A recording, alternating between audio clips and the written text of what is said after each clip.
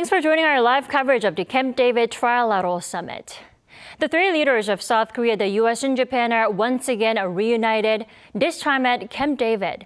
Now soon they'll be walking out together for their joint briefing. Before that, let's head over to the U.S. Now, joining me is our Arirang's top office correspondent, Oh Soo-young in Maryland. Good afternoon to you, Soo-young. Hi, Tammy. And also Voice of America correspondent Jessica Stone at the White House. Hello to you, Jessica. Hello, good evening. So first, Soo-young, you are currently standing by near Camp David. What's it like there? I mean, what are we expecting to hear? Right, well, there's been a great level of excitement as we're going to see the leaders of South Korea, the United States and Japan emerge from their first ever standalone summit here nearby Camp David. It's only about 3 kilometers away, I believe. And while the biggest outcome of this summit has been to make trilateral cooperation between the three countries regular and institutionalized so that it really sustains despite the domestic political circumstances that we've seen often hinder and aggravate relations between South Korea and Japan in particular. Now, as these countries face not only growing nuclear and missile threats from North Korea, but also increased tensions in the South China Sea, disruptions to economic security, rapidly evolving technology, as well as cyber threats, the three countries plan to hold a summit between the leaders at least once a year going forward, along with yearly meetings between their national security advisors, as well as ministers of foreign affairs, defense and industry. They've also established various frameworks for dialogue and policy coordination on other key strategic areas, and significantly a consultative body under the so-called commitment to consult. So the joint press are coming up. The leaders will be making it clear that their unprecedented summit today is going to be the first of many dialogues, making a very historic moment in Indo-Pacific diplomacy and security. Indeed. Now, Jessica, you are also not too far away from the summit site, right? What was the atmosphere like leading up to the summit, given that it was quite an unprecedented one, considering the location, time, and everything? Well, the atmosphere here in Washington is hopeful because Washington is expecting to get key security guarantees coming out of this summit. And indeed, when Song referred to some of those, they include this annual summit meeting, the regular meetings between the national security advisors. But they're also going to announce today routine trilateral military exercises. And they'll be working on interoperability, not only of their weapons systems, but also of their radar and satellite systems, tracking North Korea's missile program, but also working on deterrence for North Korea contingencies, as well as activities in the Taiwan Straits and in the South China Sea. Washington really is looking forward as well to having greater guarantees and understandings with both South Korea and Japan when it comes to supply chain resilience and specifically semiconductor fabrication. On the Korean side, the market issue; on the Japanese side, the sourcing of critical minerals and other materials that go into them. So those are some of the outcomes we're expecting. And these security guarantees are fundamental, really, to how Washington, under this president, has been approaching the Indo-Pacific strategy. It is one not of a multilateral approach, but of several mini regional alliances. This trilateral alliance is expected to be at the center of all of the Indo-Pacific alliances going forward, whether it's with the Pacific Islands Forum or ASEAN or even AUKUS and the Quad. Right, Jessica, I do have to point out, this is President Biden's first reception of world leaders at Camp David. Now, why does this summit in particular matter to him so much, or just as much as it does for Yoon and Kishida? Well, you know, I have to point out the historic significance is probably not lost on your viewers. This is the same location where in the 1970s we had the big Middle East peace accords reached with Anwar Sadat and Menachem Begin of Israel and of the PLO under President Jimmy Carter. So we go back to those days with historic visits, historic agreements being announced at Camp David. It is a much more relaxed setting, one where you can have walks and talks with your counterparts, and there have been several bilateral unilateral sessions today. But part of what President Biden is trying to underscore, because again, he is on the campaign trail, he's running for re-election, is the elder statesman, the fact that he has a long track record. I covered him back in the Senate when he was the head of Senate Foreign Relations, of working on foreign policy issues. And really from the moment this administration came into office, White House officials point out that the first visits to this White House were of Japanese Prime Minister Fumio Kishida and, of course, of President Yoon, who also made that joint congressional address. And this is only going to be the second visit of a Korean president to Camp David. So he is upping the ante, showing honor to these two leaders, and trying to come away with having Americans believe that he is somebody who will lead us into the 21st century, into the conflicts of the future, particularly those in the Asia Pacific, which, although that threat has been identified by the Pentagon for the past, I would say, decade or so, the threats coming from the Asia Pacific are finally front and center for the National Security Agency here at the White House and the planners, the policy planners. And that is why this administration has taken this by storm, really, and had it in view since the beginning. Right, and Camp David, the location itself is more than just a U.S. presidential retreat, at least for the day today, right? And also, Soo-young, the biggest outcome will be regularizing cooperation between the three sides. Now, you mentioned this briefly earlier, but what issues will they be prioritizing going forward? Right, well, the first obvious agenda has to be addressing North Korea's growing nuclear and missile threats, of course, with the regime having launched something like 65 missiles last year, an unprecedented number. And as Jessica mentioned, the three countries will launch annual named and multi-domain trilateral exercises on a regular basis to enhance coordinated capabilities, as well as adopt a real-time missile warning system. They'll also be trying to enhance their ballistic missile defense cooperation as well. And another area of further cooperation will be economic issues and technologies. So the three countries are going to try and increase supply chain cooperation, especially in strategic areas like semiconductors, launching an early warning system between the three countries.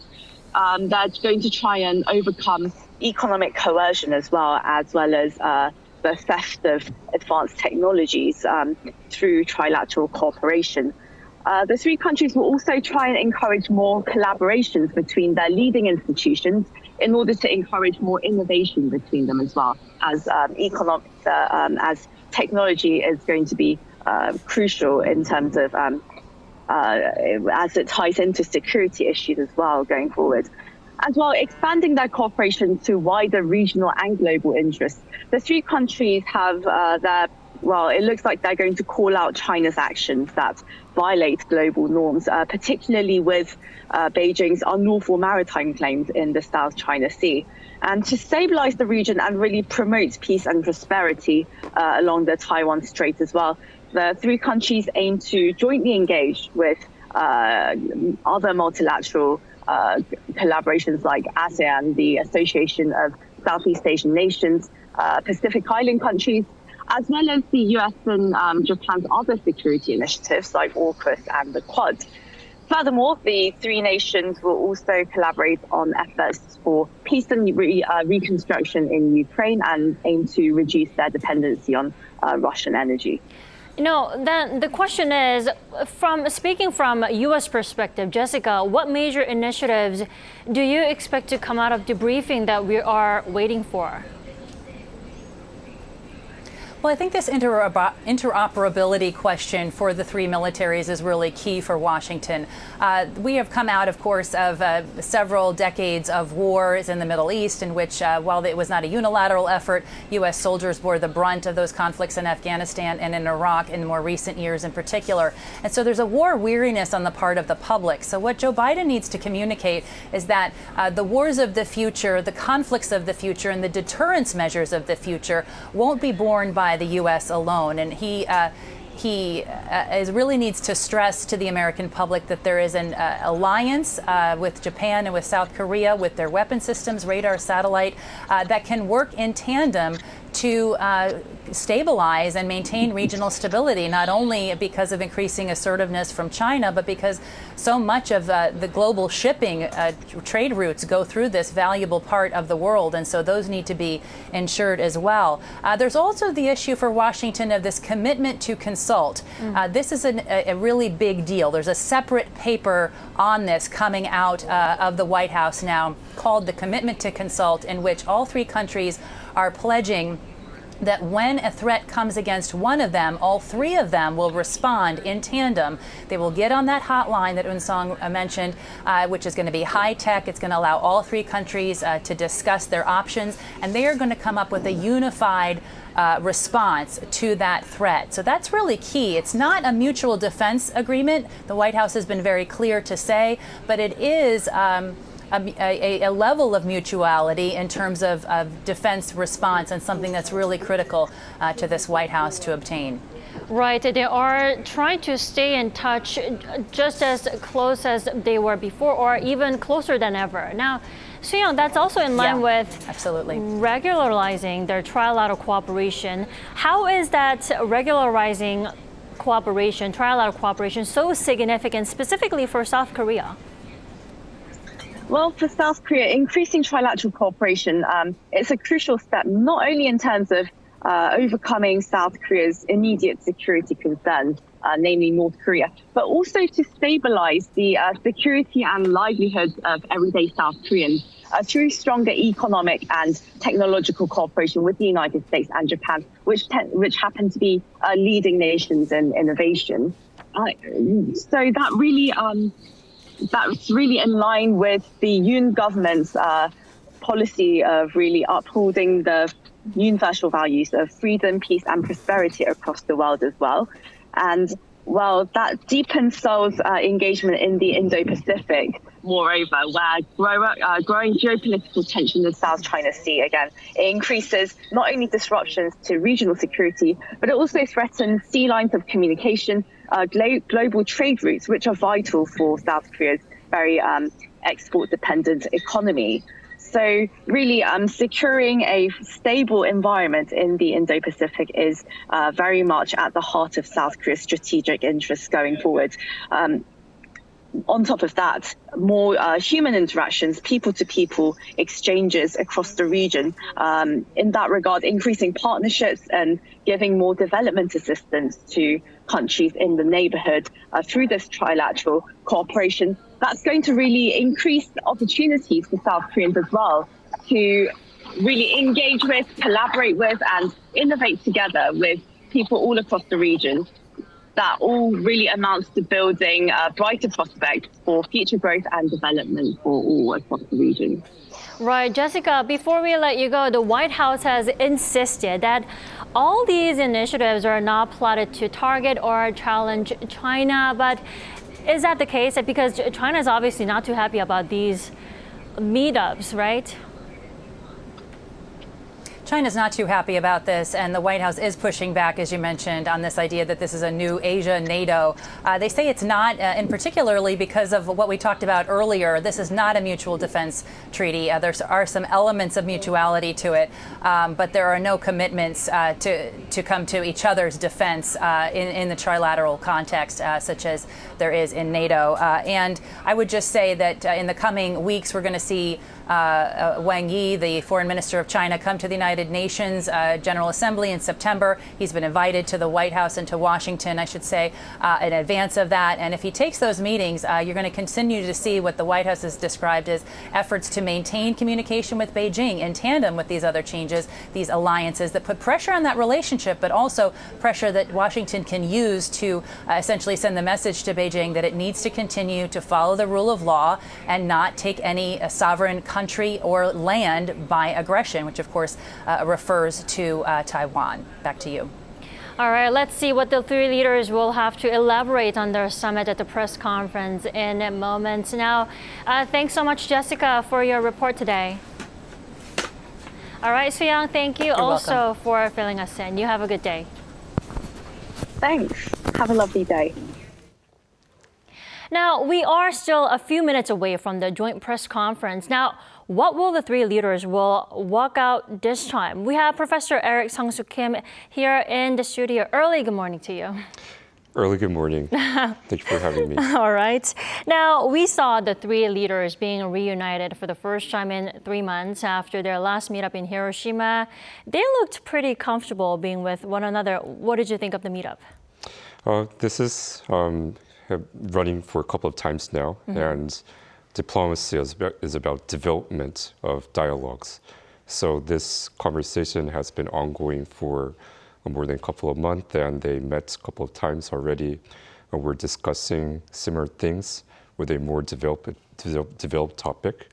So we're getting more comfortable and comfortable in this trilateral relationship, and we are kind of agreeing on the purpose and the ultimate goal of this trilateral alliance. So I think that we're pretty much on the same page.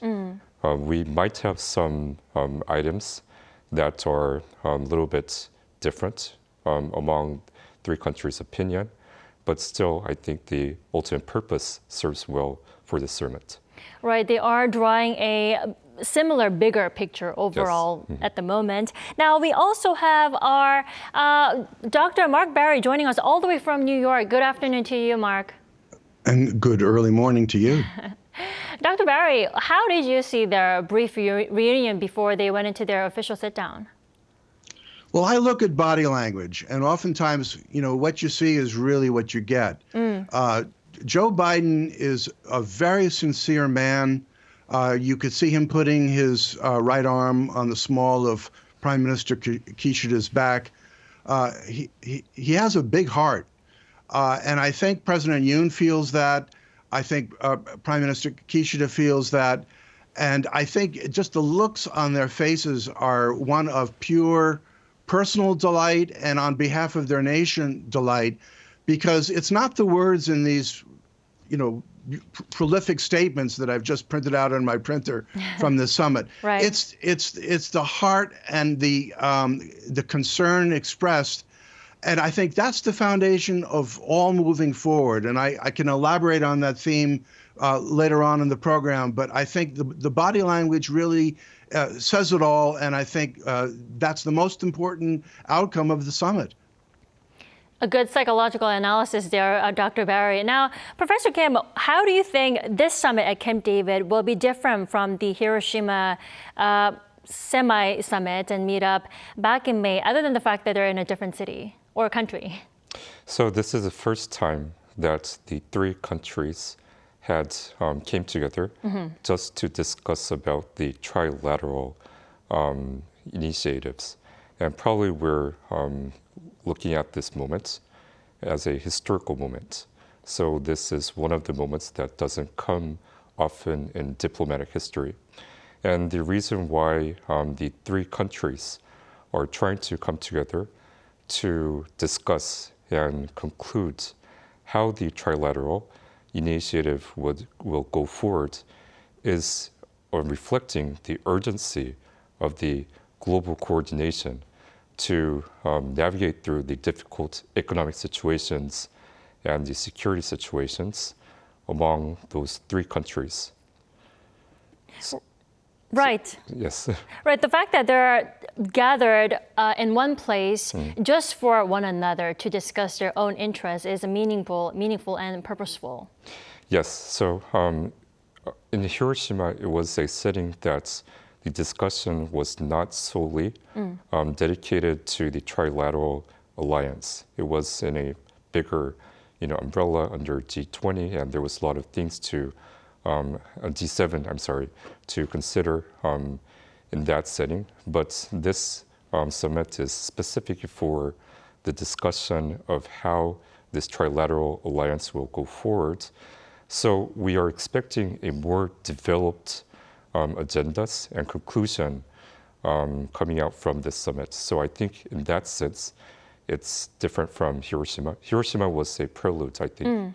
And we had other preludes like the Yoon Biden summit in Washington and the Yoon Kishida summit in Japan and Korea was the prelude. And finally, we're coming all together for the three countries to discuss and conclude the structure of the Trilateral Summit.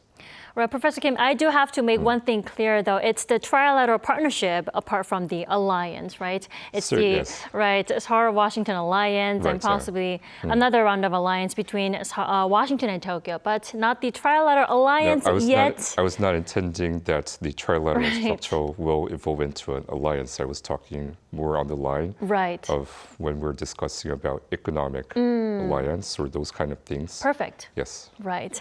All right, Dr. Barry, now, Seoul's presidential office says that trilateral security and economic cooperation will enter a brand new chapter in history from August 18, 2023. That sounds pretty dramatic. How are these three sides so confident to make that happen, and why now? Well, as Dr. Kim has been expressing, I mean, we've come a long way since November of 2021 when Deputy Secretary of State Wendy Sherman, who just retired at the end of last month, couldn't even hold a trilateral press conference in Washington because of the disunity and disagreement between the ROK and Japanese representatives there. So we've come a huge distance, and really much of this is to President Yoon's credit because he took bold steps when he knew that no one else could. And he could do so, I think, because he has a single 5-year term. Japanese prime ministers, of course, they have to, being a parliamentary system, they have to worry about needing to call elections on a much sooner timetable. U.S. presidents, they're elected for 4-year terms with the possibility of re-election. So the timing is just very good for all three leaders concerned. And I believe that the intentions will reveal themselves to be absolutely able to be fulfilled. You know, the effort that has been made into the summit, I think, will definitely bear fruit as we see these mechanisms come into play step by step over the coming months and into 2024. Right. Let's also talk about the opening remarks by the three sides before they went into their actual summit. Professor Kim, how did you see or read President Yoon Suk-yeol's remarks, opening remarks? So the keyword that I listened was freedom. So he was emphasizing that freedom is not given, and it's achieved. So that was, aligned with his message of a value alliance, and I think it was aligned with his message during the Independence Day speech, emphasizing the value of freedom. So it really symbolized Yoon's administration's focus in the diplomatic strategy. And what I observed with Japan was Kishida gave a sincere condolence to the recent loss of President Yoon's father, and also he acknowledged that they made a $2 million donation for the forest fire of Hawaii. I thought that was very diplomatic, typical Japanese style to start with. Warmful gesture. Yes, warmful gesture. So that kind of things, symbolize how, each country will position in this summit, and the venue is very, good. I think it's a it's a place to rest. So usually hard discussions should be made at places that are at ease. Definitely. Now, you mentioned the freedom as the key word, which is a core value that the three sides mutually share. Then, Dr. Barry, what's your take on President Biden's opening remarks? Any particular comment that you found interesting? Well, it's typically Joe Biden. It's very sincere, very emphatic, very off the cuff, but that's why the sincerity comes through. And I should kind of bookend his remarks with the fact that where is he coming from? Where is he going? Yesterday, he spent all day paying respects to a woman who was his mentor in the early days of his political life in Scranton, Pennsylvania. And upon paying respects to her casket, he came back to Camp David to prepare for the summit today. And then at 6 p.m. Eastern Time tonight, he flies off to Reno, Nevada, actually to Lake Tahoe. Originally, it was supposed to be a vacation, but he's going to fly on Monday to Hawaii, to Maui, to survey the actual rescue situation, where already 111 people have lost their lives and there's 1,300 missing from the wildfires. And that's not to mention what else is going on politically in Washington. So it was not easy for him to be here in a sense, because a lot of emotional drain. And of course, with President Yoon having lost his father just 3 days ago, and I know what it's like to bury a parent not too long ago. And finally, with Prime Minister Kishida, he had to deal with another typhoon. And he didn't know how damaging it would be and whether that would cause him to actually miss or postpone this summit, which would have been a disaster. So I think that's the context of these very brief remarks. But really, I commend them all for being able to come under the circumstances personally and politically that they went through. Right, lots of things on all the three leaders' mind at the moment, both locally and personally. Yes, indeed. Right. Dr. Ari, So, yes. please do go ahead. Yeah, another thing I'd like to add about Camp David is that there are several things that resonate, particularly for Americans. And for those even older than me, they may remember that when Camp David, which was then called Shangri-La by Franklin Roosevelt, and it's actually a Navy facility run by naval personnel. This is where Winston Churchill met FDR. In 1943, and it was the two of them who were really planning out the post-war world as they talked at picnic tables and went fishing and went strolling for walks in the woods. And that was the genesis of Camp David. And of course, we remember Camp David especially for the 1978 talks that were brokered and mediated by President Jimmy Carter between Israeli Prime Minister Menachem Begin and Egyptian President Anwar Sadat, which was a beautiful way to end something that literally threatened the life of Israel in the Yom Kippur War of October of 1973. Another Camp David summit took place in July of 2000 between Israeli Prime Minister Ehud Barak and Palestinian Authority Chairman Yasser Arafat. And actually, a lot of people don't realize they came to agreement. The problem was Arafat's own people couldn't accept the agreement, and they would not support Arafat without him losing the chairmanship of the Palestinian Authority. But actually, Bill Clinton succeeded in that. So these are the resonances of Camp David, and therefore it has a certain almost spiritual quality that this is a place to make new beginnings, historic beginnings, and a place that perhaps we can begin to change the world for the better in the long term. Thanks so much for sharing that in-depth history. I didn't know everything, but that was very informative. Now, Professor Kim, let's talk about the principles of Camp David, which is one of the deals that the leaders are about to announce. It's about the joint commitment to boost their ties in the field of security, economy. Now, what can we expect in terms of economy? I mean, what's the new era that they're talking about? So the past couple of decades was an era of globalization, meaning that we would choose a region that's much cheaper in manufacturing and servicing and have them do the job, and then we import from those regions. That was the idea of globalization. And because we believed that we could be partners with anyone, that model worked really well. But during COVID, what we discovered was that the idea of globalization does not work really well when there's a crisis situation and when the borders are closed down because of the pandemic. So the world is moving towards a reshoring or a globalization era, which we will still offshore, but only with trusted business partners. And that is the nutshell of the trilateral cooperation that we're pursuing, meaning that we would, of course, cooperate with, among these three nations as a trusted business and trade partner.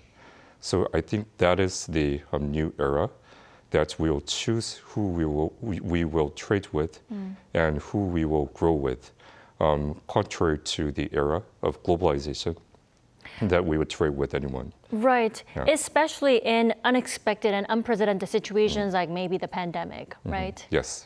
Now, on top of the principles, Dr. Barry, there's also the spirit of Camp David. That's the joint statement containing the vision and implementation plan for a trilateral cooperation. How do you think they'll fulfill their vision of extended deterrence and joint drills? Will there be more exercises that they've hinted? Well, you got to read the 7-page statement very carefully, and with no disrespect intended, it looks like it was written out of the White House by the National Security Council staff, but that's not a problem. These are very American formulations, which again is not a problem, but I'm just, pointing out the origin of it. Right. And each statement is woven in a way as to hint at certain things, but the processes behind them are extremely complex. They're almost impossible to discuss before the press. And oftentimes because you come out with a statement, it has a certain meaning to the principals there at the table with President Biden. It has another meaning by the senior bureaucrats who are in charge, and also military officials in charge of carrying out the specific points of the statement. And it has a whole other meaning when translated into journalistic prose, and it loses oftentimes what it really means. So I want to just say I'm very, very cautious as I look at this statement. I have not read it in full and carefully, but I would say that everything is there that I think the U.S. wanted, and I think it's a good start. There are probably certain things avoided. The one thing I would caution, and I make this as a kind of a boilerplate statement, the very subject of extended deterrence is something that almost totally is so poorly understood in the journalistic world, particularly in the United States. It is not something that you could write some quick copy about. It is only understood really by a few military and civilian professionals about the deployment of nuclear weapons in certain scenarios. It is not a laughing matter. It is not something that can be lightly given or bestowed to anyone. But at the same time, it is clear that both the ROK and Japan have mutual security treaties with the United States, and that implies the potential under certain scenarios for the use of nuclear weapons.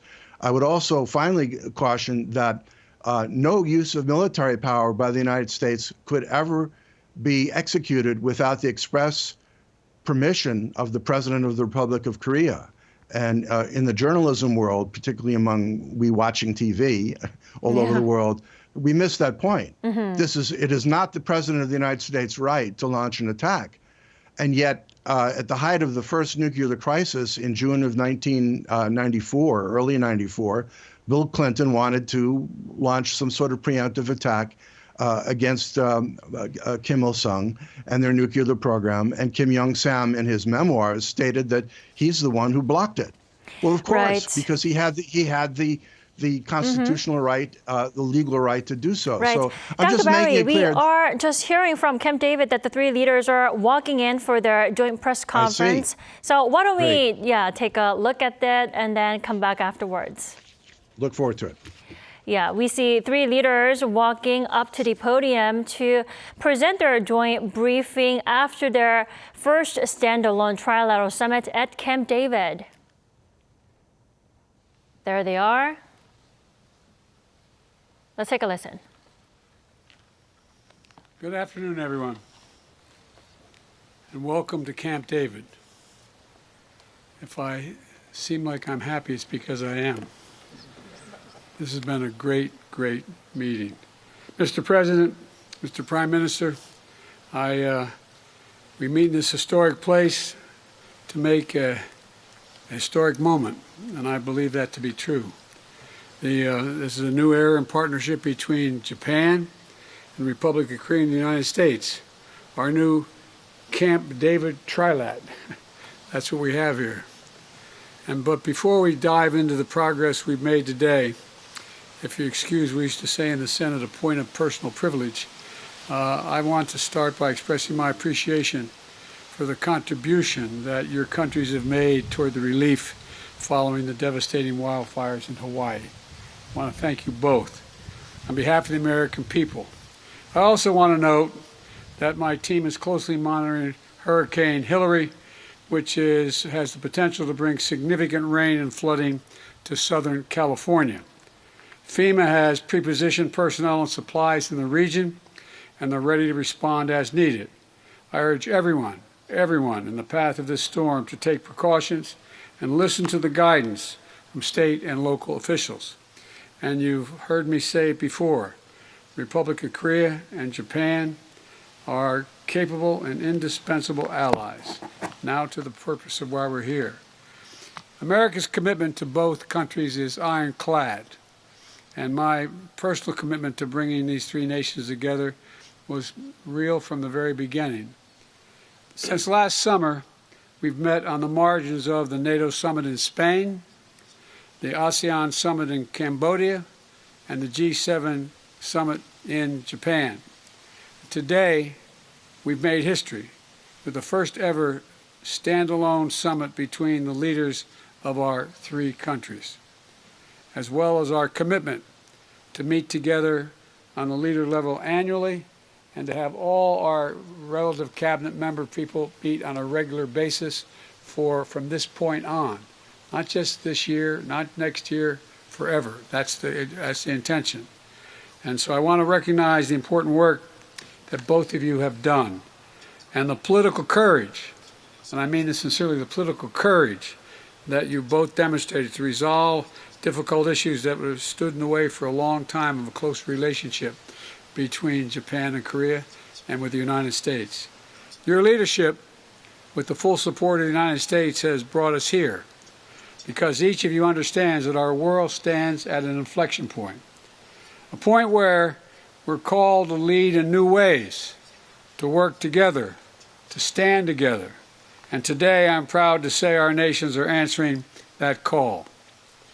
First, we're elevating our trilateral defense collaboration to deliver an Indo-Pacific region that includes launching annual multi-domain military exercises, bringing our trilateral defense cooperation to unprecedented levels.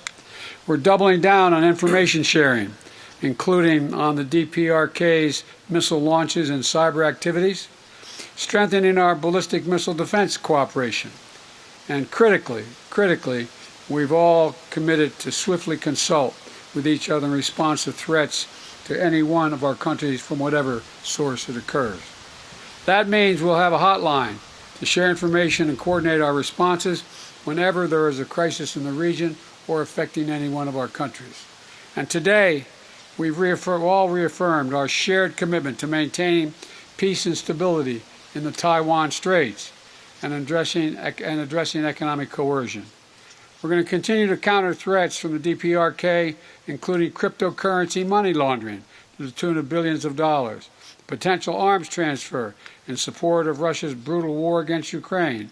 And together, we're going to stand up for international law, freedom of navigation, and the peaceful resolution of disputes in the South China Sea. Second, we're expanding our economic cooperation to build an Indo-Pacific that is peaceful and prosperous. Today, we've committed to launch a new, what we call a supply chain early warning system, a supply chain early warning system pilot, and which will alert our nations to disruptions of certain products and materials like critical minerals or batteries, so we can get ahead of the issues as they appear with the experience that we've experienced during the pandemic. Excuse me, this is falling off. There you go.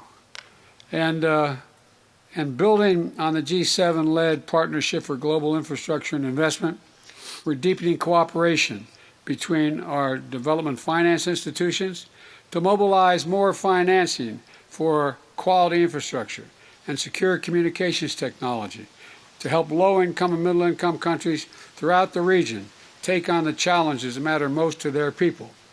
And finally, our partnership is about building a better future for our people.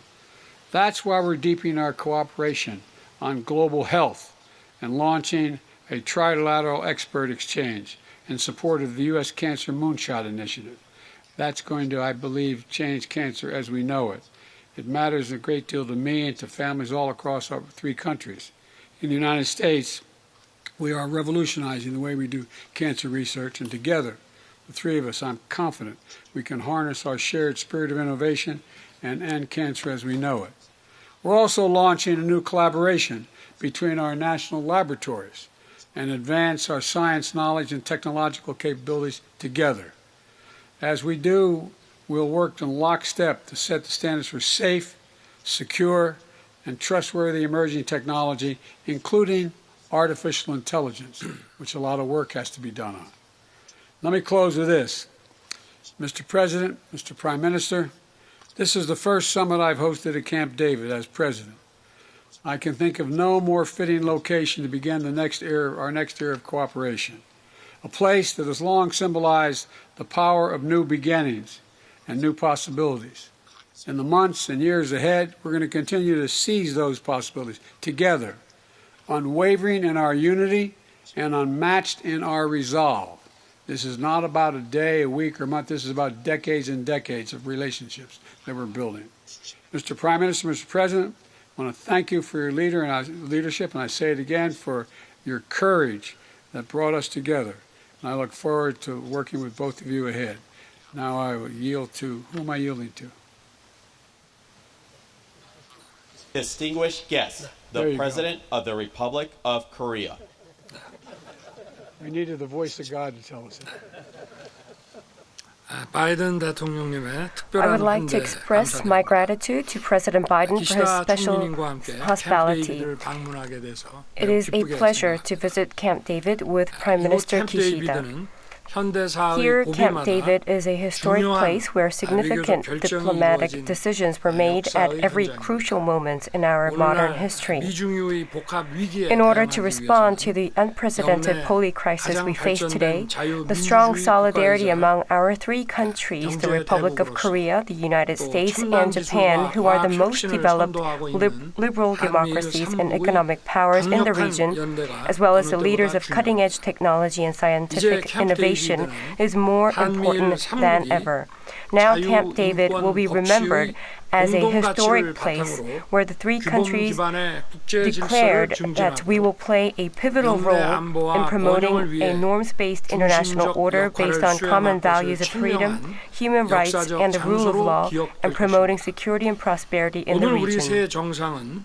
Today, the 3 leaders held the first standalone trilateral summit, opening a new chapter in Korea, U.S.-Japan cooperation. Today, the 3 leaders agreed on the Camp David principles, which will serve as a lasting guideline for the Republic of Korea-U.S.-Japan cooperation in the future.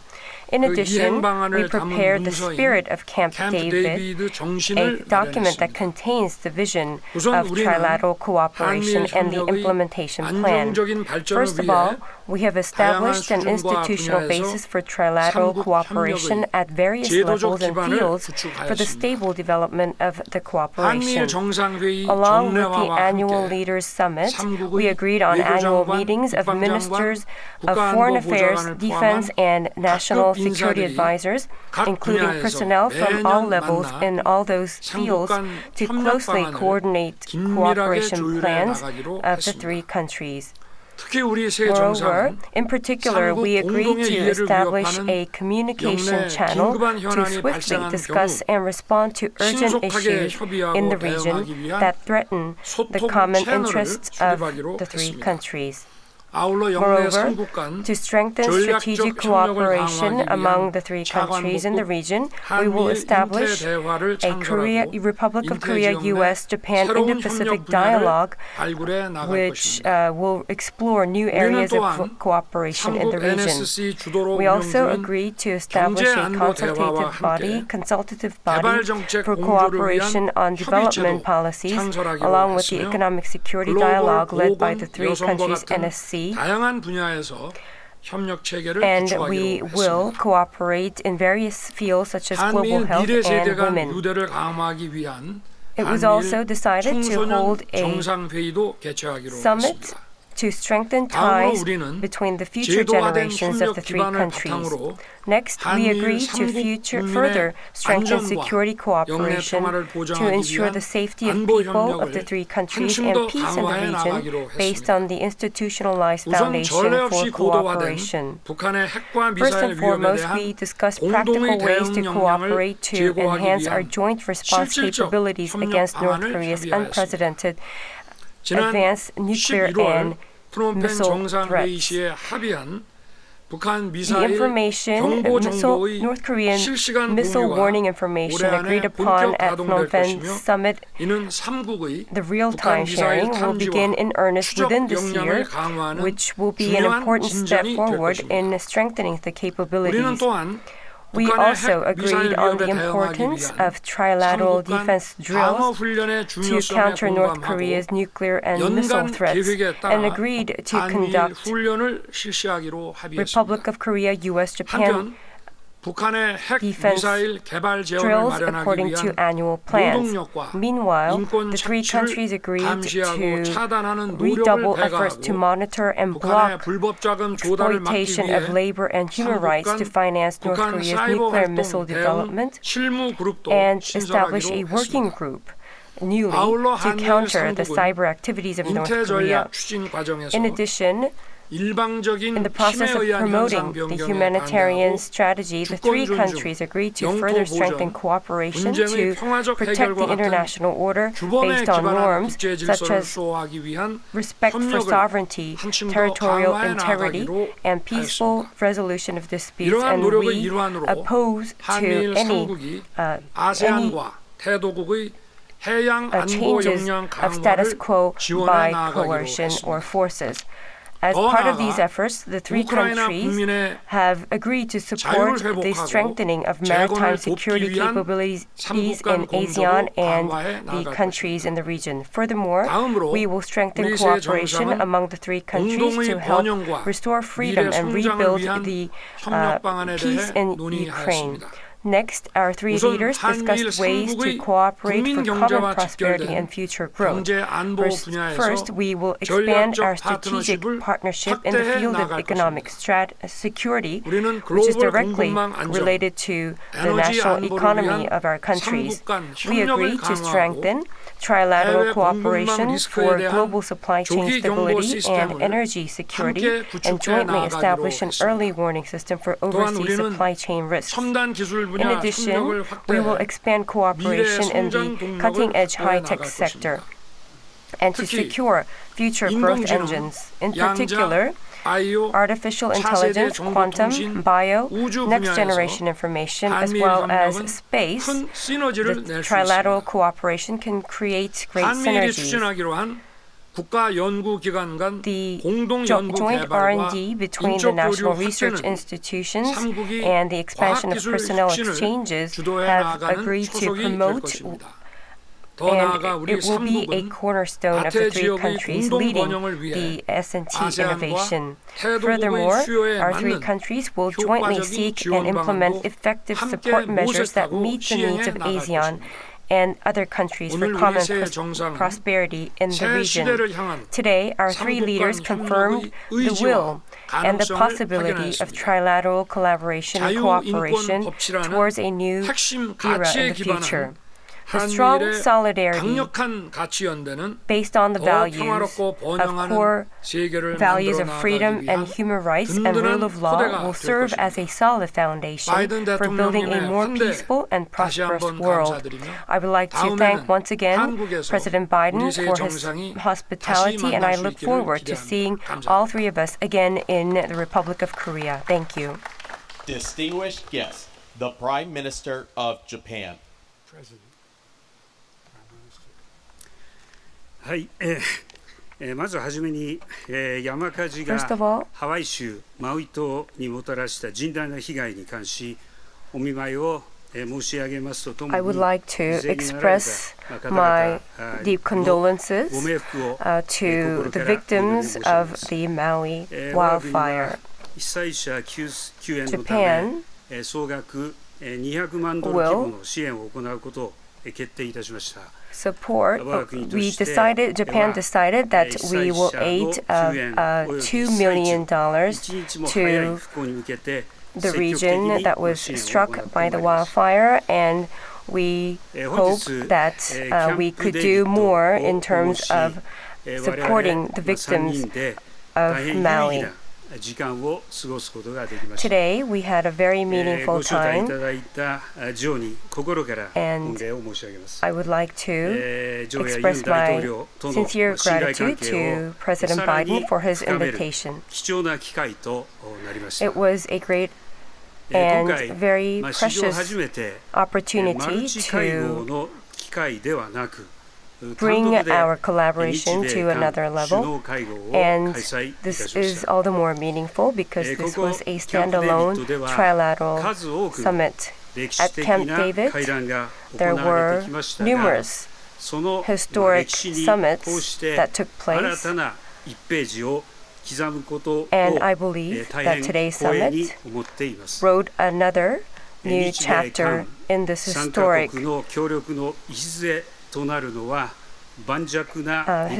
narrative of Camp David, and I'm very honored that I could be taking part in that. The three of us understand more than anyone of the importance of the cooperation amongst the three countries. I made my first visit to the United States, and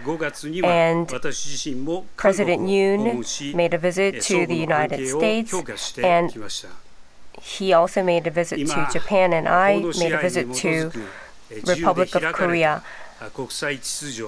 Based on the rule of law, the free international order based on freedom is at crisis. And the fundamentals of the democracy is also being shaken. And the attempt to change the status quo by force in all corners of the world is ongoing. Against this backdrop, the three countries and our strategic cooperation and its potential, and materializing that potential is something that we must do, and it is also a calling of the era. And we would like to declare our will and our resolution to open up a new era based on our collaboration and cooperation.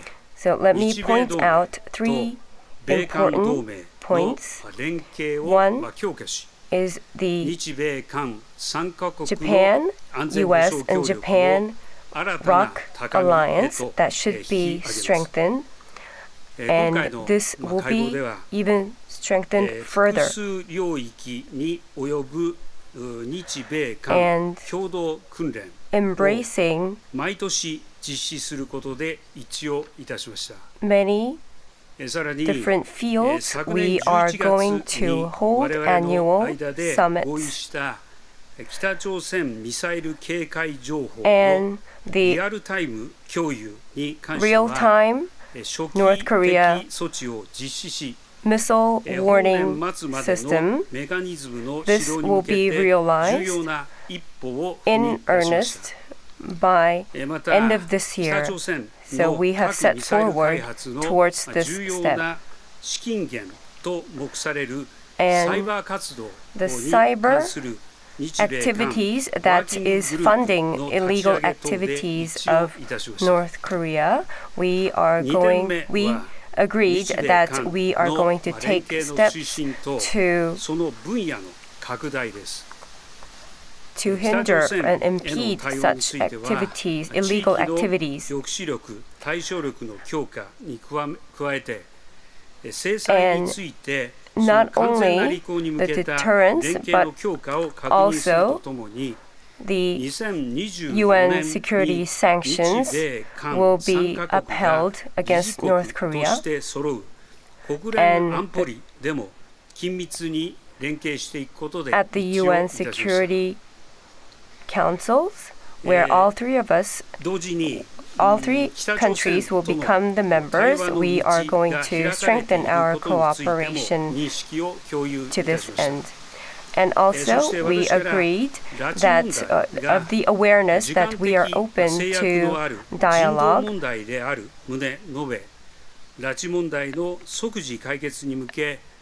And I expressed that this, the abductees issue is an important one that should be timely, that should be resolved in a timely manner. And this view was shared by President Biden and President Yoon. And three of us will cooperate in terms of economic collaboration in the ASEAN region, and we agreed to put our efforts to this end. And the supply chain resilience cooperation in this end also was agreed. And the trilateral cooperation framework should also be aligned, and to this end, we are going to make our foundation that we can do this in a stable manner. And the three countries reaffirmed that we will align our messages, and we are going to hold annual trilateral meetings, summits. Also, the annual meetings, at least once a year, there would be a summit between Ministers of Foreign Affairs, of Defense, and National Security Advisors. The international community is at a great inflection point, and at this point, I hope that this trilateral summit could serve as a compass as we go forward, and we will implement in earnest what we have agreed together today.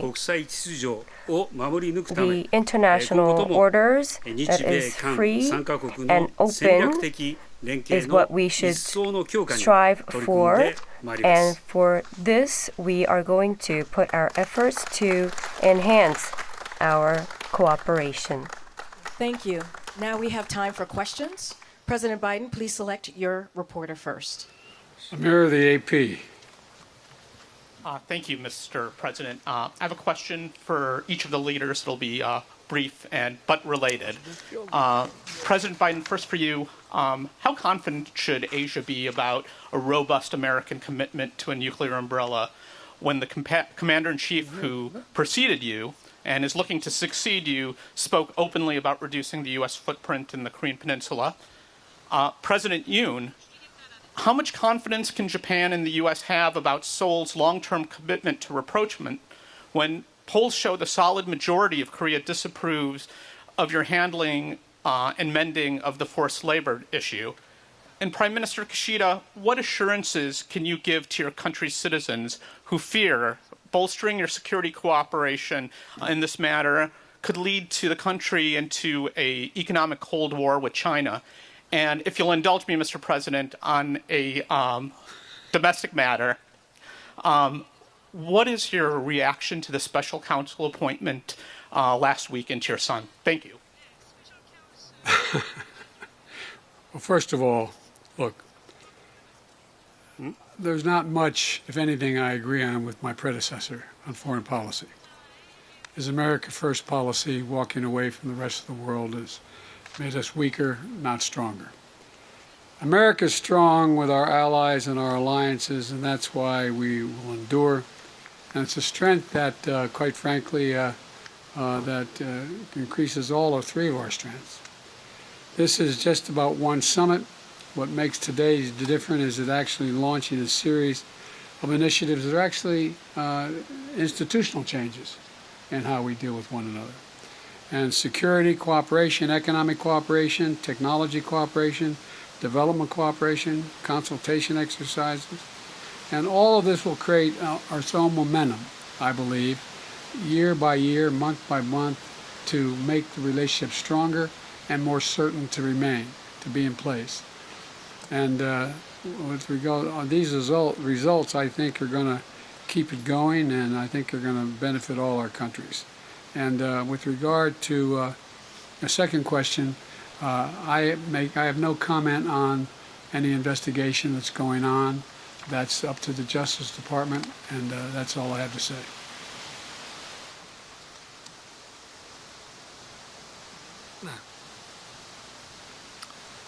제게 하신 질문에 대해서는 the question that you asked me, 1965년도 in 1965, we had a Korea-U.S. treaty, and ever since, 정부의 이런 조치와 the governments made measures, 2012년에 and in 2012, 대법원에서 내려진 the Supreme Court of the Republic of Korea 조정할 수 있는 made a ruling, and we have made the measures, we have took the measures to close the gaps of these different measures. In the Korean society, of course, there are voices that oppose to it. However, the Korean people, we regard the Korea-Japan alliance and cooperation is more important than anything, and we believe that there is a consensus that this is the utmost importance. And I believe that in the future we have to do more and put more efforts. はい、私に対する質問につきましては、まず to the question that you asked me, first of all, at today's meeting, the peace and prosperity in the region is something that we should uphold, and we share the concerns that impede such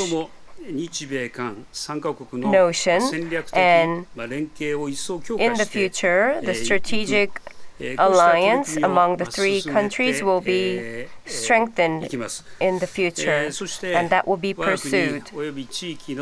And Japan, in the region, the resilience and the deterrence and such things should be improved, and by doing this, we would like to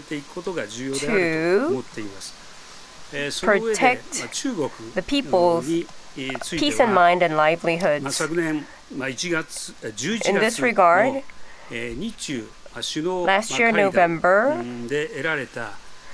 we had Japan-China summit, and back then we had a momentum that was created, and based on that momentum, we will continue our dialogue and cooperate in our joint issues that we face to solve.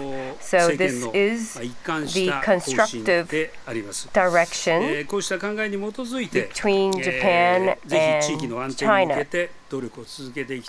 And for the peace in the region, we are going to put our efforts into it.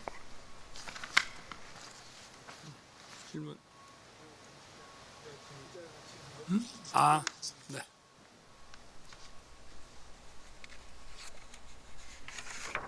자, 우리 Money Today.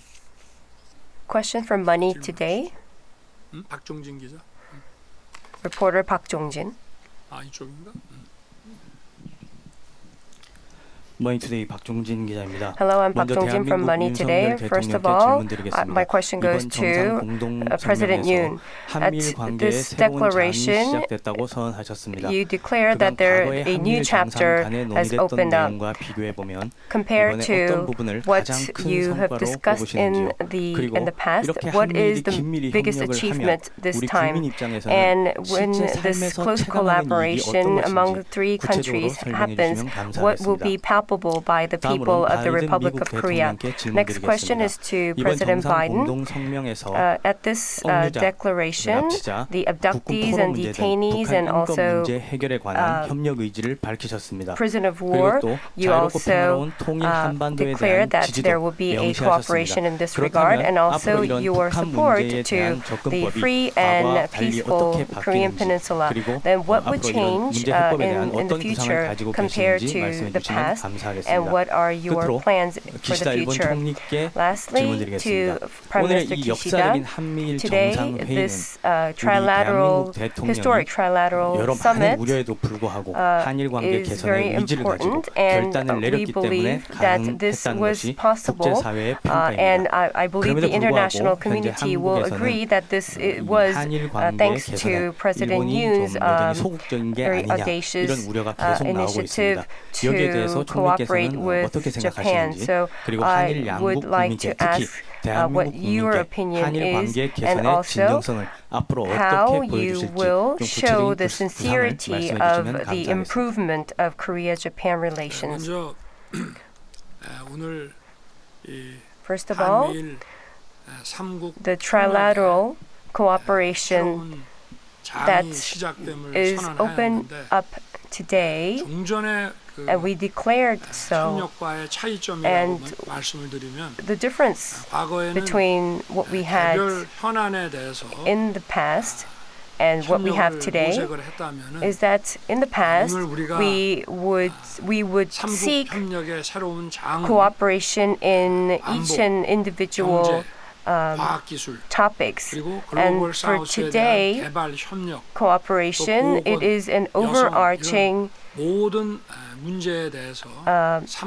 collaboration and cooperation that we will closely cooperate in a variety of different fields, from economics and to women. And such comprehensive cooperation and opening up an era of comprehensive cooperation means that the three countries' contribution to the international community will be a big contribution to the mankind and to the future of the mankind. And this is the confidence that we have. And also the common interest of our three countries is not something that is just for us, but it is also a universal value, and it befits the universal value that contributes to the international community. And there lies the three countries' common interests. And such comprehensive cooperation, when it goes into effect in earnest, the supply chain and also economic and financial market stability, and also the cutting-edge industry cooperation will be stabilized, and the three countries will has the cutting-edge science and technology capabilities, and we are also a leading democracies in the world. And therefore, it is a given that our enhancement in science and technology fields will be also palpable by the people of the three countries. But what is more important here is that it is important that the three countries' people feel the benefits, but this also translates to the universal benefit of the people around the world. Look, back in May of 2022, I met with the families of the Japanese abductees during my visit, heard their stories, and empathized with them and got a sense of the pain they're feeling. It's real. We know there are many families out there who still wait and worry and wonder. And we're not going to forget about them or their loved ones. And there's clear language on this on our joint statement. The bottom line is this, that we share a common position. We're committed to working together to see the return of all prisoners of war and those who have been abducted and detained. And by the way, one of the things we get asked many times, and I wasn't directly asked but implied, is what makes us think any of this is positive? Success brings success. When other nations see cooperation in the region, they make judgments about would they be better off if they make commitments? Will they move? Think about, as students of history, all of you, and you are, think about how many times successes have generated other successes when you don't anticipate it. And so I just think this is we're not going to forget, we're not giving up, and we're going to continue to make the case for the freedom of all of those detainees.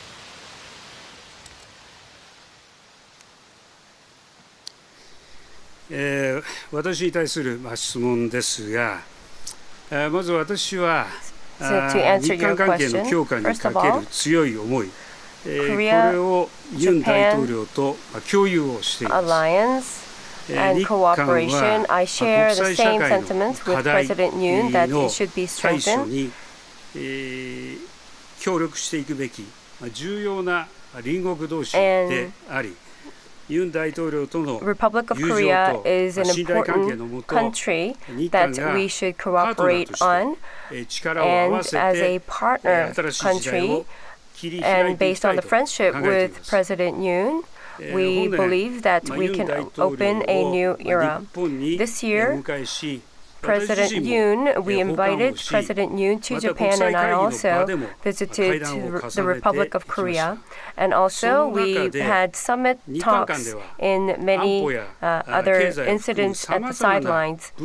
And during these meetings, we talked about very detailed and also activities that we can collaborate and cooperate on, and the activities are actually being implemented. And also, we have seen many improvements in terms of import and exports. And also, the defense ministers also held their talks. And such activities were made not only in these sectors, but also in the private sectors as well. In the private sectors, there were exchanges. Also, the economic exchanges were also actively taken, and such activities are being made very briskly.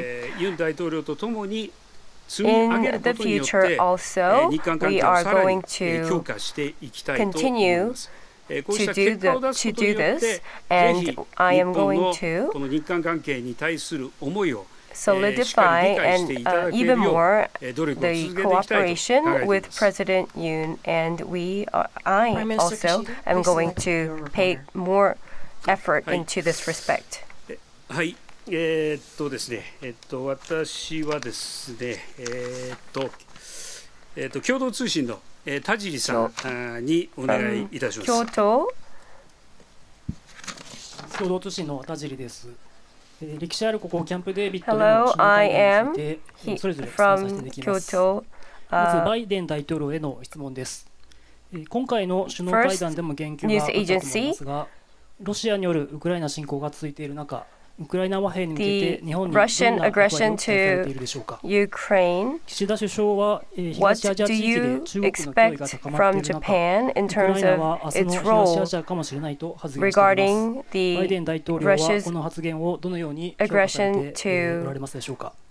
それから中国の脅威が高まるアジア情勢の中で、日本、アメリカ、韓国の関係が重層的に強化されるということはどういった意味があるとお考えでしょうか。What do you think that China's role is to President Yoon? North Korea's missile development is a great threat to the region, and North Korea's provocation is being sophisticated every day. And what is the implication of the trilateral cooperation against this backdrop? And in terms of the Fukushima wastewater treatment, was there anything that was discussed during today's summit? And why are you in a standpoint of understanding Prime Minister Kishida's policies? 表明されましたが、東アジア地域の安全保障環境に対して、そして拉致問題が解決しない中で核ミサイル開発を続ける北朝鮮に対してどういった意味があるとお考えでしょうか。また東シナ海、南シナ海で海洋進出による一方的な現状変更を試みる中国に対して日米韓の無心事態の協力にどういった意味があるとお考えでしょうか。And also, in terms of South China Sea, the China's provocation in this end, what should we do? One question ends up being 6, but thank you. I'll try to answer all of them. I'm glad I didn't have you as my law professor when I said one question. Anyway, they're all legitimate questions. Look, on Ukraine, I and my country and the leadership of my country and both parties are very grateful for everything Japan is helping to deal with in Ukraine. And I mean that sincerely. They've showed strong leadership through the G7 as well, and contributed to a significant amount of financial and humanitarian assistance to Ukraine, as well as non-lethal military equipment. And, and they've joined so many other nations in holding Russia accountable through their international sanctions. If my memory serves me well, and I think it does, Mr. Prime Minister, we found ourselves in a circumstance where when I called you about Ukraine, I didn't have to convince you of anything. I started off to make the case that Ukraine was a circumstance where to think in the first quarter of the 20th century, another country would amass over 150,000 forces on the border of another country, or 150,000 forces, and invade that country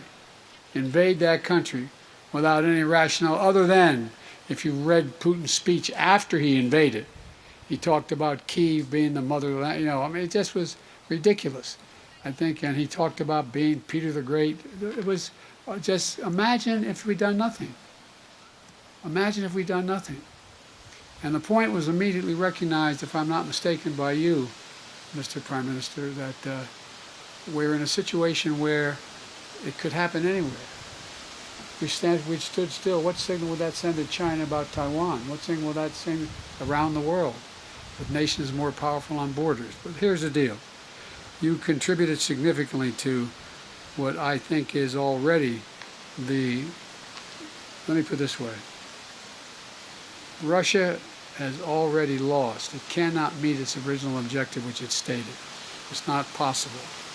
But then they've joined so many other nations in holding Russia accountable for international sanctions. With Japan's leadership from day one, it has been critical to making it clear that the consequences for war extend well beyond Europe. Well beyond Europe. I say it in reverse. What would happen if an Asian country with 150,000 troops invaded another? You think that would not affect the industry, economy, and the foreign policy of nations in Europe and Latin America, all across the world? Would have profound impact.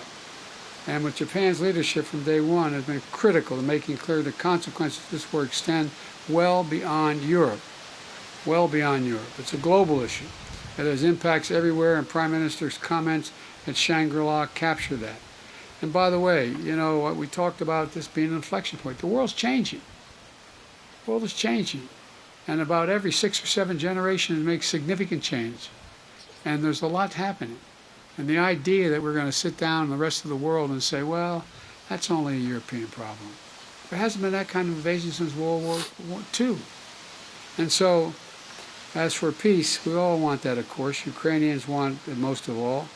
And my team has been working very closely with the President Zelensky's team and further peace formula, noting that nothing about Ukraine without Ukraine, but nonetheless, we're meeting with them constantly. And your other 2 questions about China. I'll just say this summit was not about China. That was not the purpose of the meeting, but it did come, China obviously came up. Not to say we don't share concerns about the economic coercion or heightened tensions caused by China, but this summit was really about our relationship with each other and deepening cooperation across an entire range of issues that went well beyond just the immediate issues we raised. It was about more peaceful and prosperous Indo-Pacific, a region, quite frankly, that would benefit everyone living there and around the world if we get it right. It's not just here. It has a phenomenal impact. Think about what's at any rate. I won't get going. I'll take too long. But as you've seen from the initiatives we're announcing here, today is just how committed we are to see this vision take place. And I think this relationship that we've put together, and I think you're going to see it expanded. It's not really what we did today. This is a historic meeting, but we've laid in place a long-term structure for a relationship that will last and have a phenomenal impact, not just in Asia, but around the world. Someone once said in a different context that about healthcare provision in my country a while ago. This is a big deal. This is a big deal. Thank you. They have to answer their questions. 네, 제게 주신 To answer 질문에 대해서 말씀드리겠습니다. the question that you asked me, first of all, the North Korea's nuclear missile provocation, and towards this, what is the system to respond to this? The three countries, the most important and the essential and the most symbolic amongst the trilateral cooperation is the defense area. Any kind of provocations against the 3 countries or aggression towards the 3 countries, we have this trilateral defense system that will be more solidified. And with reconnaissance assets, the missile information that is shared real time, and also a proper and systematic that is planned, a drill that is planned, that is an annual drill, will take place that will respond to North Korea's missile provocations. And in terms of Fukushima wastewater, treated water, it was not on the topics 말씀을 드리면 of our discussion today, but to answer your question, 후쿠시마 오염수가 the Fukushima treated 어떠한 water, 영향을 미친다고 하면 그것은 if it has any 태평양을 effect, 돌아서 then 많은 it goes 국가의 through the 국민들에게 Pacific 우리 and it will 삼국뿐만이 아니라 go and it will 영향을 줄 affect 수 있을 것입니다. many other countries, not 그렇기 only 때문에 our three 우리 countries, 삼국 and therefore the 모든 peoples 인류의 of our three 건강과 countries and all 안전이 the 최우선적으로 mankind's 고려되어야 한다고 health 생각합니다. and security should be the utmost 이 priority 오염수의 that we should look at. And the treatment of this wastewater should be done in a method that is science-based and in a transparent way. And also the IAEA, that is a reliable institution, their result is what we have faith in. And whether this is treated in a proper way is something that the international society should check on in a transparent manner. はい、私に対する質問ですが、ご指摘のあった北 to answer your 朝 question, 鮮によるこの核 North ミサイル開 Korea's 発や nuclear 東シナ海、 missile 南シナ海 development における and 一方 the 的な East China 現状 Sea 変 and 更の South 試みを China はじめ、 Seas 日米韓3カ国を取り巻く安全保 change 障環境、 of status quo 厳 by しさを増しています。 force, and such こうした things 中で、 are 今回の会合においては、 situation is being exacerbated. And at today's summit, we will strengthen, we agree to strengthen the bilateral ties between the Republic of Korea and Japan and the United States and Japan. And this is the calling of the era. And through this summit, the security cooperation of the three countries, by this cooperation, this will enhance and improve the security cooperation of the region. And Japan, Republic of Korea, and U.S., the drills will take place annually, and the working group in order to take measures towards North Korea's illegal cyber activities. We launched a new body.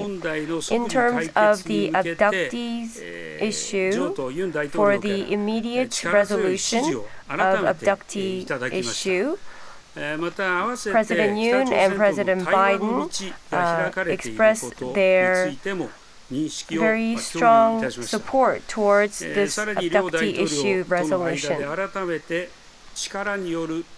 And also, the two presidents and I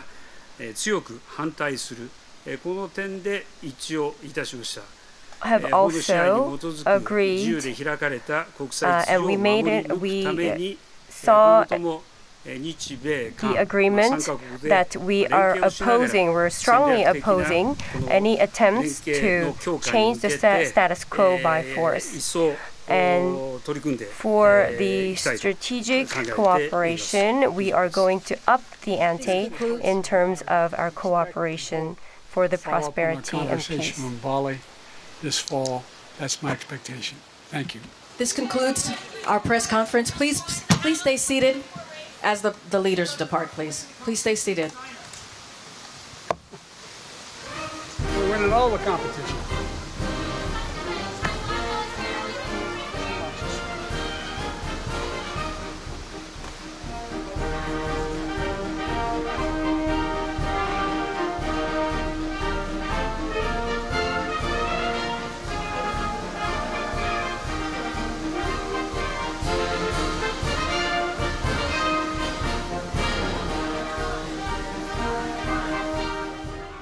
So that was the joint press conference by the leaders of South Korea, the U.S. and Japan following their Camp David Trilateral Summit. We are joined by Professor Eric Sang-soo Kim and also Dr. Mark Barry. Dr. Barry, let's start with you. Lots of deals and agreements they've managed to ink there. Now, let's start with the defense and security part. What about the missile sharing info system? Well, I don't know exactly what the system is, but the mechanical problem is simply one ally informs the other, and then it's usually up to the U.S. to pass on that information to the other ally. So they're trying to probably come up with some unified, real-time information system, because otherwise it can take either valuable minutes or even hours. You know, this is a political problem that really should have been solved long ago.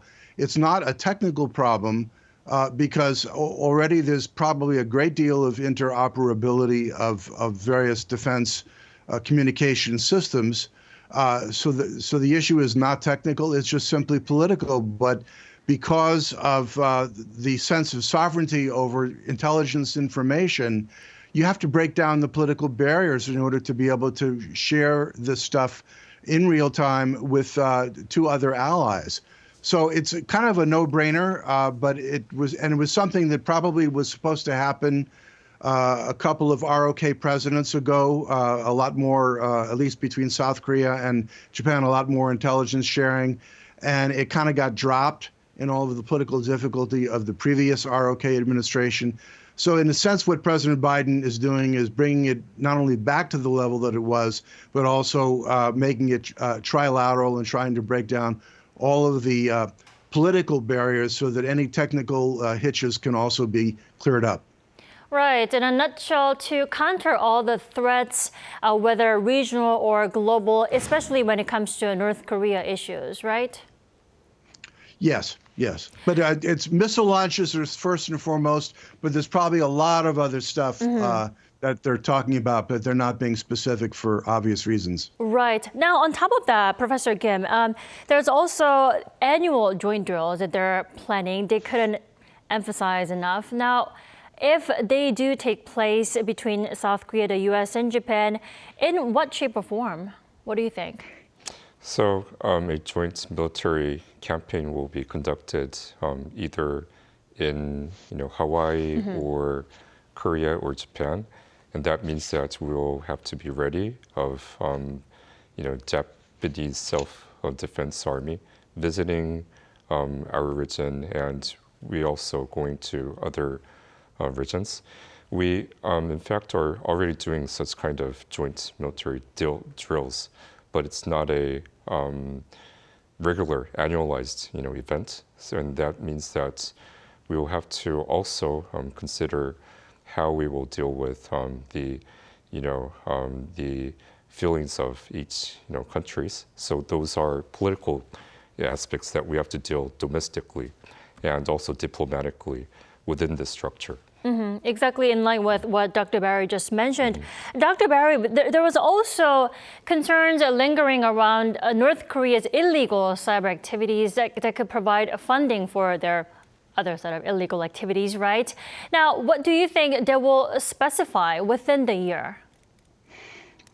Well, the problem is, I think the cyber espionage defense is something that's always being improved, keeping up with your opponent, so to speak. So on the technical end, in terms of network security and all of the financial aspects of it, that's one thing. But the real issue is that when you have sanctions, for example, just the other day, 3 Russian individuals, I believe, were sanctioned by the U.S. Treasury Department, who were providing, I believe, nuclear missile information to North Korea. And the problem is that so many sanctions are rather token. They don't really bite. And so the real issue for President Biden is, you can't do token measures anymore. You have to actually stop this stuff dead in its tracks. And this is the toughest thing to do.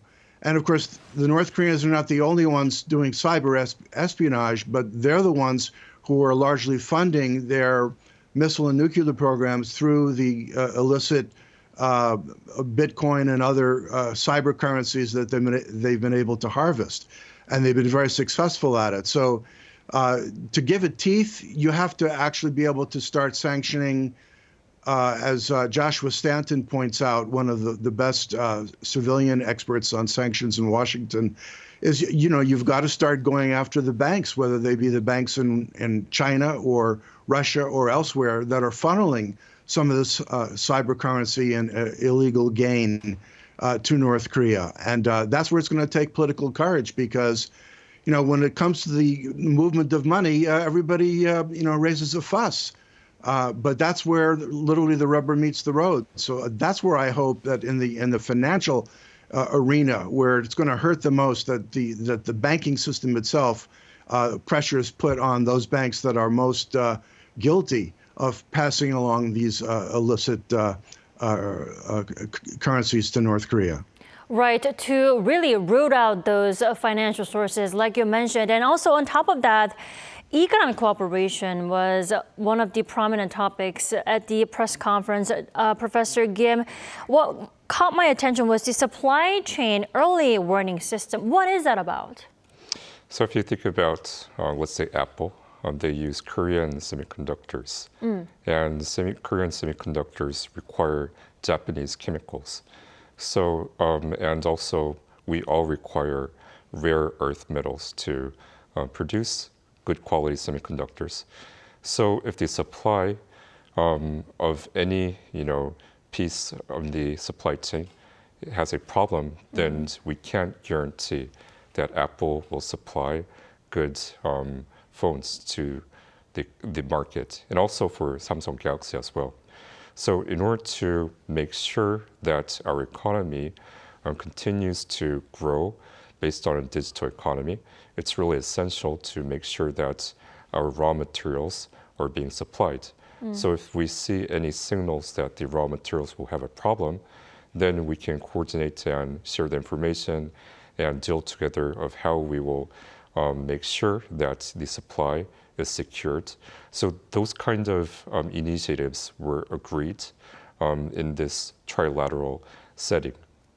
Right, to follow up with that answer, Professor Kim, IRA has also been a huge headache for South Korea, but why wasn't it mentioned here? Why do you think the reason is? And also regarding chips, to specify.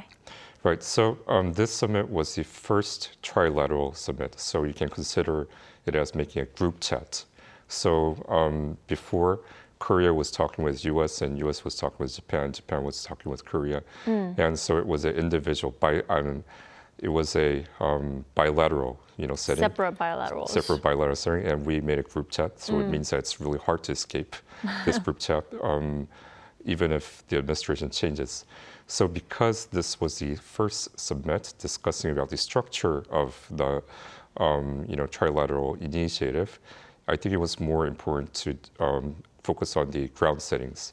And those very critical discussion will proceed on ministry level and vice minister level arrangements following this summit in the trilateral setting, I believe. Right. Hopefully more details on the way, because it is the first standalone trilateral summit. Yes. Like you said, there's the group chat that they will have no way to turn around, at least under these administrations. Now, Dr. Barry, let's talk about how Biden was saying that China, the summit was not about China, but China obviously had to be mentioned, right?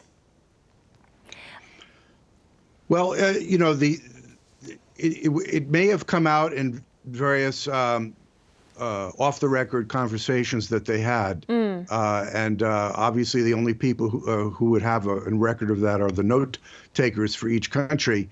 But the mention of Taiwan Strait, it's not a problem for Japan because Taiwan is so much closer to Japan than it is to Korea.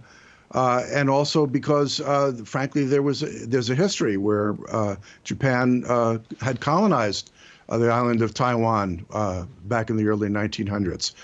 But for Korea, there's an implication, at least as I, hear the statement of showing concern for peace and stability in the Taiwan, or peace and security in the Taiwan Strait, that U.S. troops that are pre-positioned in South Korea, and perhaps with some assistance from ROK military, might be needed in certain contingencies, and that's a tough one. I think any ROK president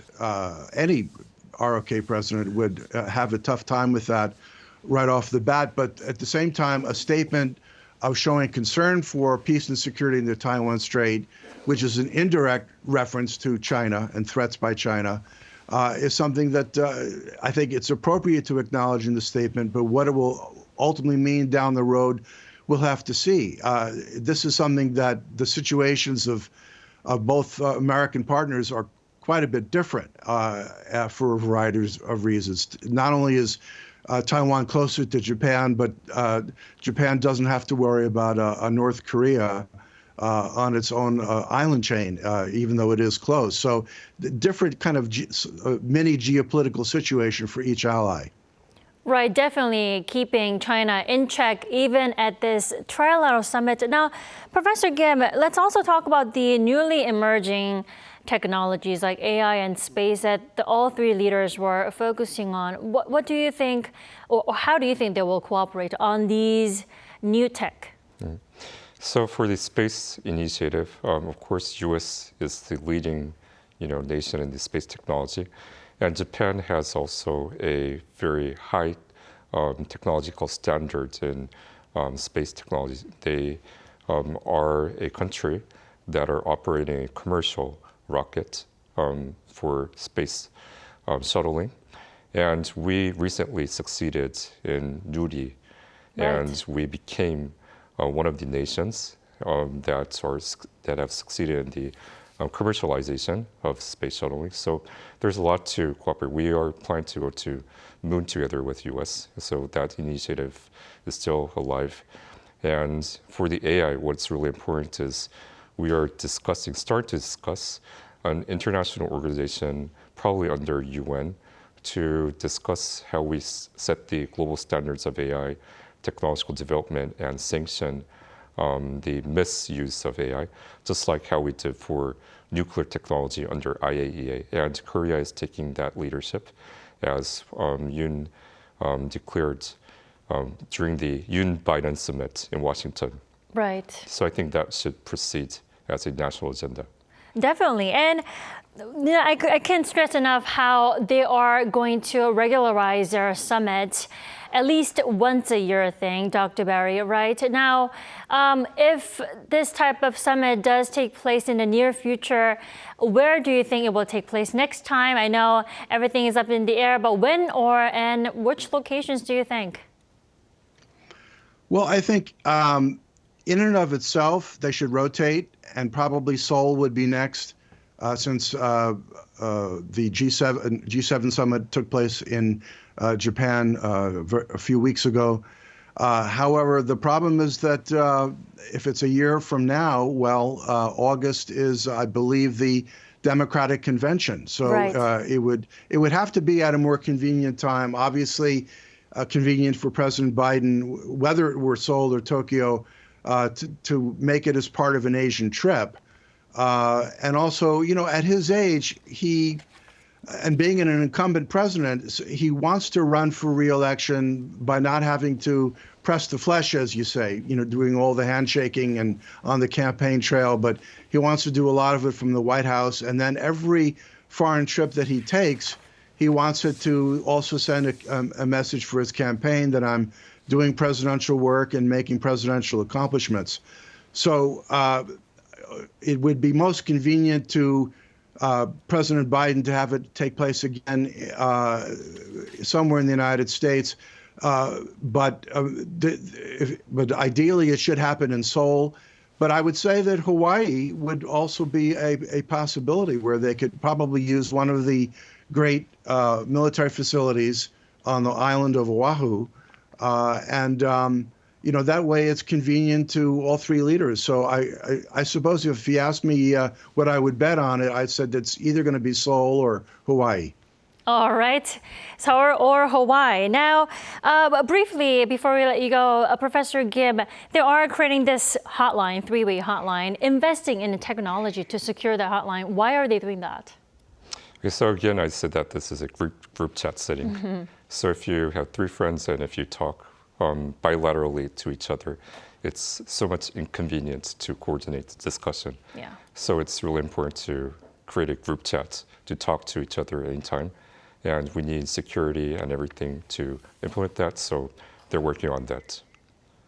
Right, there's no going back in this group chat, so-called the Camp David Trilateral Summit. Yes, so I think history changed today, and we're seeing one of the moments. Definitely. All right, Dr. Eric Sung-Soo Kim, Professor Eric Sung-Soo Kim, thank you so much for joining us this morning. And also, thank you so much, Dr. Barry, for connecting us with us all the way from New York this morning. You're quite welcome. All right.